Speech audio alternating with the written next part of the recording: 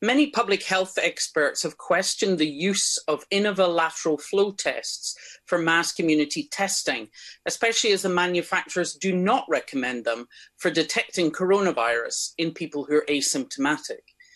The Secretary of State must be aware of the paper from Liverpool University, based on his own department's quality assurance programme, which has raised serious concerns about their accuracy when used in the community testing project in Liverpool.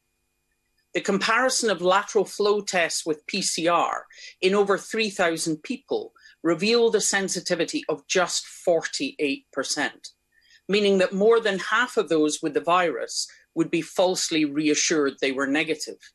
The test even missed 30% of those with a high viral load, those most likely to be infectious.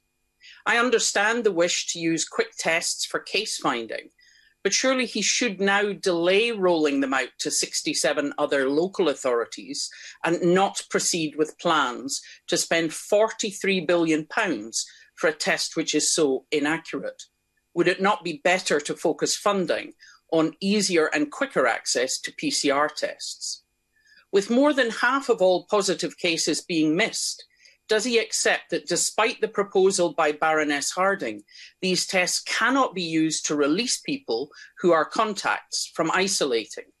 And on the basis of this study, the Liverpool Health Protection Board have abandoned plans to use lateral flow tests to check visitors to care homes. So will he be recommending that local authorities and providers return to PCR testing for care home staff and family visitors to reduce the risk to the most vulnerable residents? Secretary of State. Mr. Speaker, I think that this argument against testing is wrong. I think that we should test, and that's what we're doing on this side and this government. And we're working very closely with the government in Scotland, from the same party that she represents, to make sure that we use testing as widely as possible to find people who've got this virus. And yes, of course, different tests have different characteristics. And the lateral flow tests find around 70% of those who are infectious. And that means that if you test people who wouldn't otherwise have been tested, you find the positive cases, you can get them to isolate, and you can break the chains of transmission.